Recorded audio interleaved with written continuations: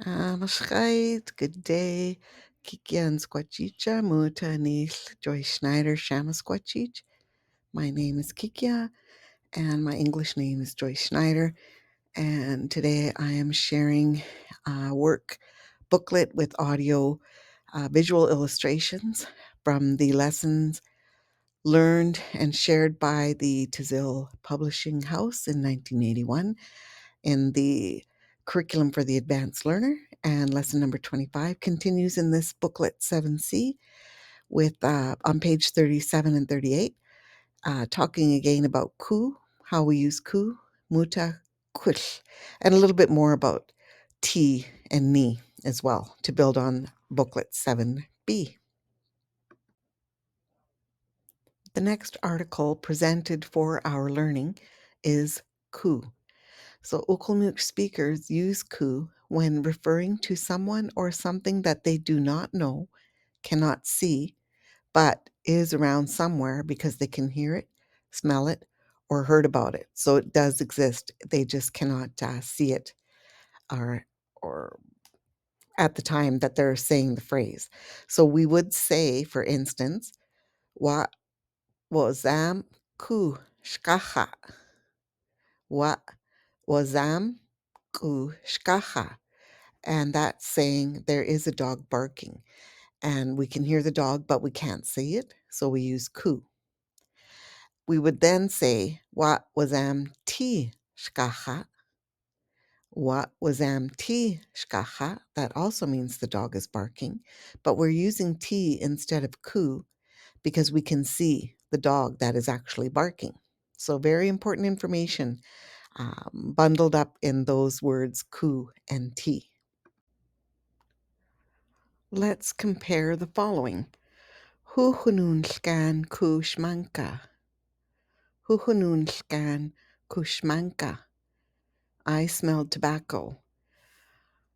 Chashlakwa tlakuku tlahlama. Chashlakwa tlaku ku tlalma. And that one means there is a grizzly coming, which is chash. From there, tlaku. Lakwa is often used when you can only hear or smell something. So again, using ku, we're using that for singular, and it's telling us whether or not we can see it. And you can go to First Voices with that QR code on the right of your screen there to review some phrases and definitions of the word ku and how to use it on firstvoices.com. Lilwat. When we are talking about multiple persons or multiple things that we do not see or know ourselves, but know they exist or know that they're around somewhere, we use kush instead of ku because ku is singular. Kush is for more than one thing or person. So, for example, wa lakwa she says, kush shkwemkukmita la ku lephaltna.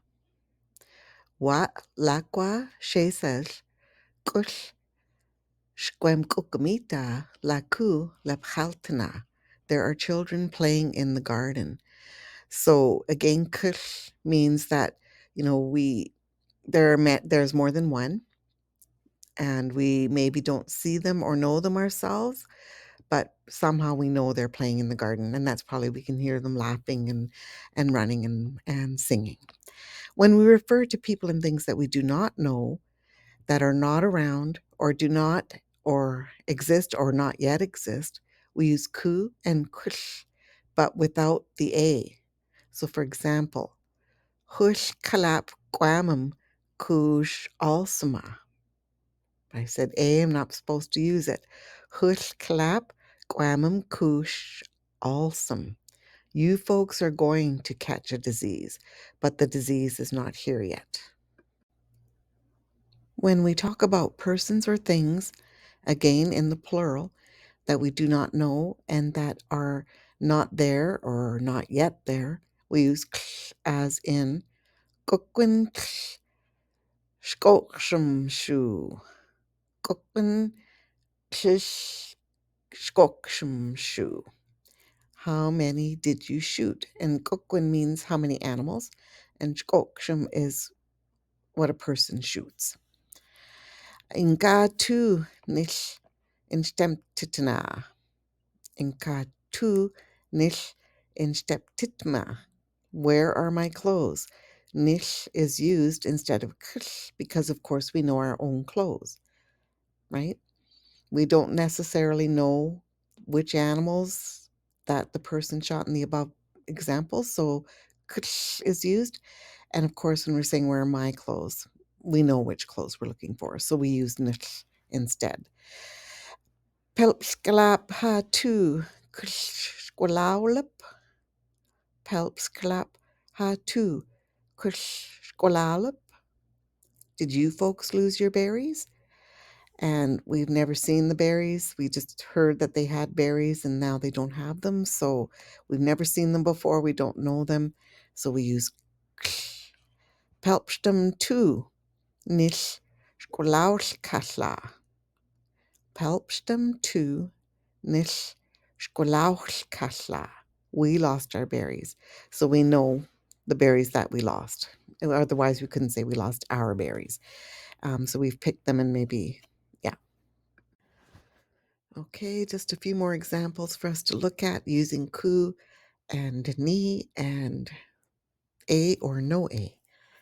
Number 1, hoiskauhatuch kukamut.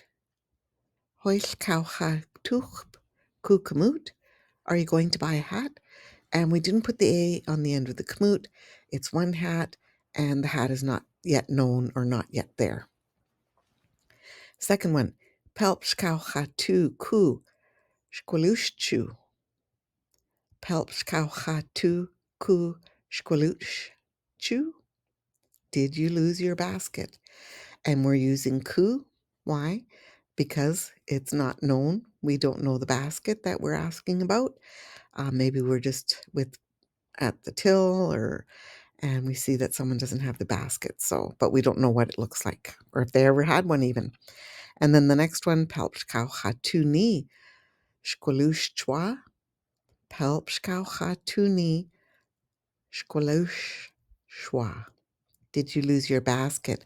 And we're using ni there because we know what their basket looks like. We know what the weaving pattern is on it, etc. So we're using ni to demonstrate that.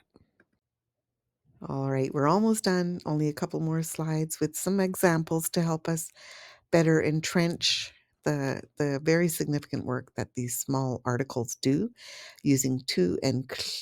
What added information can we gather from the sentences identified below? So number 1 is inka tu kl kapohlap.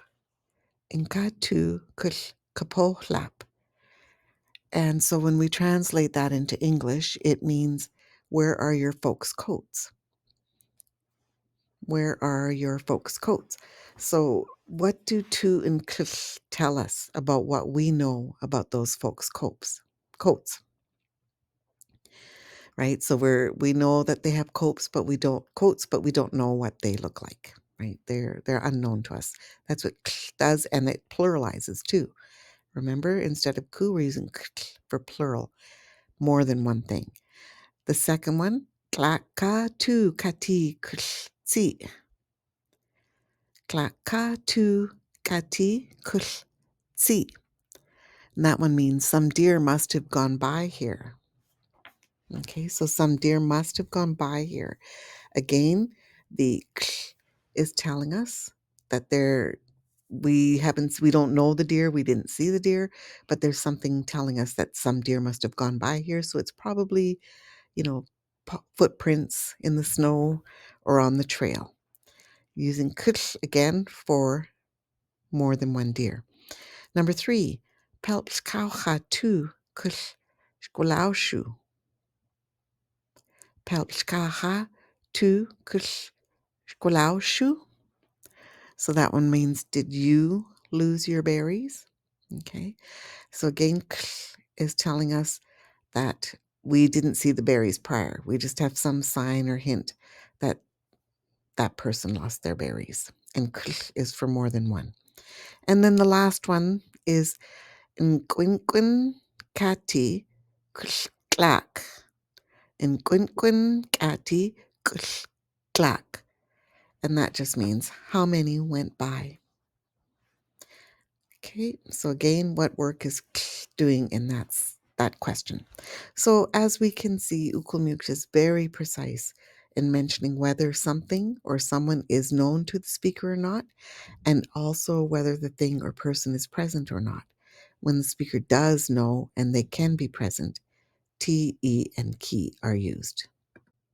So lesson 25 wraps up with a little reminder about when we use ni and nish, and that's when a thing or person cannot be present that we're talking about for whatever reason. And the further, when we do not know the person or thing that's being talked about, we use ku and k and combine them with a when those things can be present, and we leave off the a when they cannot be present for whatever reason. All right, so there's a little table there that's provided on page 38 of the Advanced Curriculum by Tazil Publishing, and it's something you might want to refer back to because there's a lot going on with those few little words. They do a lot. Nishti. All done. That's it. You made it to the end of booklet 7C. A lot of very important articles that we're going to take a lot of practice to be able to learn to use them properly, a lot of listening to the speakers who are available on our Amahquamicw channel, speaking the language to us, and listening for those tu, ti, ku, ksh, nish, ni, etc. And we like to always raise our hands and give thanks to the First Peoples Cultural Council for their ongoing funding and support, the Ucwalmícwts All Nation Services Society for their ongoing administrative support, and the First Peoples or the First Nations House of Learning, Tazil Publishing House, for the wonderful curriculum resources that they have published and printed, and I'm pretty sure you can get them at Tazil in Mount Currie, and all of the contributors who provided to that print article or that print published resource, and to all of the speakers who have contributed to our Samahquamicw Blended Language Immersion program. Kalap, we thank you all, and Takman Shnuknukwa, all my relations.